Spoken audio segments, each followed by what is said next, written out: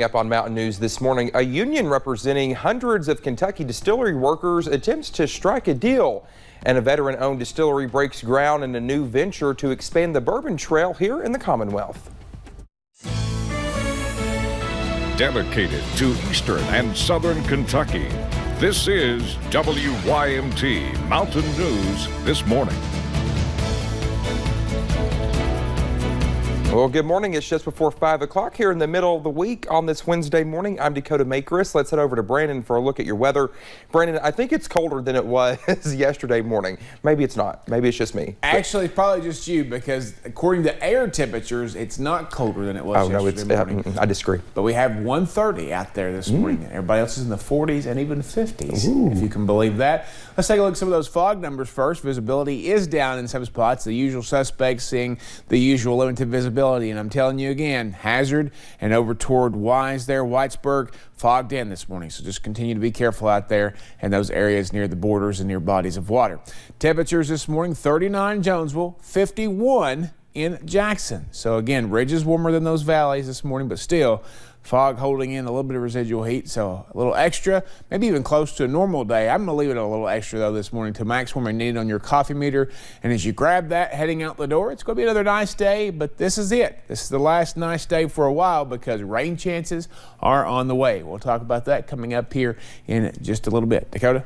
All right, Brandon, thank you. The legacy of a late country music artist with ties to Eastern Kentucky is still going strong. Jason Rowdy Cope died in January from complications due to diabetes, had suffered from PTSD for much of his life, and was working to help military veterans that suffered from it. Cope's mission and legacy lives on through a memorial fund, one that raised several thousands of dollars at a fan event in Bell County. Cope's sister Bethany says it has been an honor to carry on her brother's mission.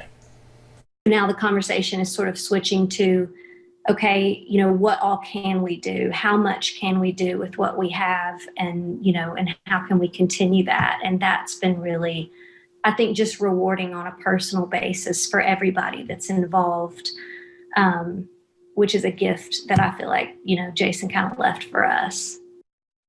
Both Bethany and Jason's longtime friend Jessica Blankenship say they are already looking at more events in Bell County. Alice Lloyd College hosted a special guest Tuesday. Former United States Ambassador to the United Nations Kelly Kraft stopped by to speak to students at convocation. She talked about her time serving with former President Donald Trump and says she enjoyed hearing questions from students about current events. This generation of 20 years has only known freedom and democracy. And look how easily that crumbled overnight. We don't have that because we have the strongest military. We have the best and the brightest men and women in our military. Now, the ambassador worked closely with the former president on Operation Warp Speed. She said it helped countries like Taiwan in getting its citizens COVID-19 shots.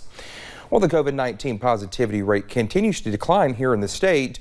Governor Andy Beshear announced 1,786 new cases of COVID yesterday, increasing the statewide total to 728,860. There were 29 new deaths as well, bringing the death total to 9,425.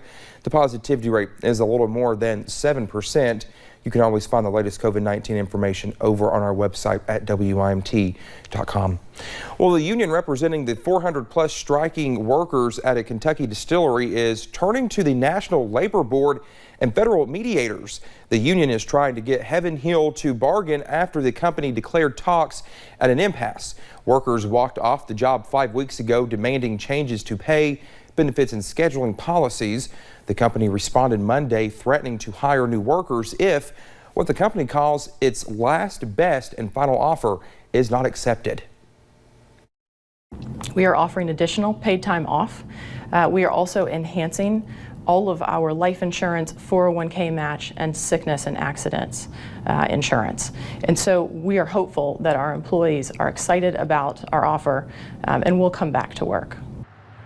Well, union leaders say they have complained to federal authorities that the company is not negotiating in good faith.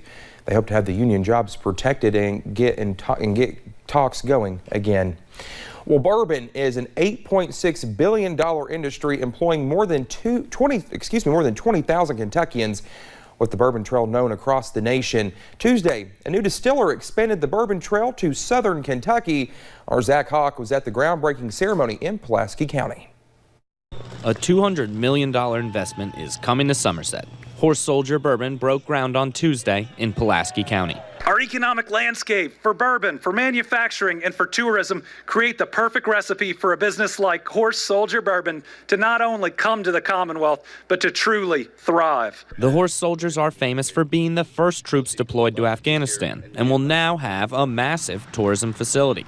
Somerset Mayor Alan Keck pictured this before he was in office. It's huge. You know, this was the vision. We wanted to marry Lake Cumberland and the Bourbon Trail, and, you know, we're doing it. It will now become the southern anchor of the Kentucky Bourbon Trail, where I like to tell folks, start or end your bourbon experience in Somerset, and it's going to be huge. Pulaski County Judge Executive Steve Kelly is looking towards the impact on the whole region. It's going to be transformative, and all the ancillary business it's going to grow because of this venture. It's huge for Pulaski County. I'm just glad to be a small part of it. The Somerset-Pulaski Economic Development Authority are happy to celebrate years of work that started with a cold call to the Horse Soldiers. The initial reaction, the serendipity that came from this was just incredible, and it's been an amazing journey to be on with these American heroes. They're like family to us, and we welcome them here with open arms. SPEDA officials say the distillery and tourism center could create thousands of jobs in the region. In Somerset, Zach Hawk, WYMT Mountain News. Well, officials from Horse Soldier Farm and Pulaski County leaders said that the farm could bring more than 250,000 new people to an area that already sees 1.5 million visitors each year. Well, thank you so much for getting your morning started with us here on Mountain News this morning. Just ahead this morning, a giant in the aerospace world pushes back the date for a crucial test of its new spacecraft. The sunshine continues for another day, but after today, it takes a break until the weekend. We'll have more on our rain chances in about 3 minutes.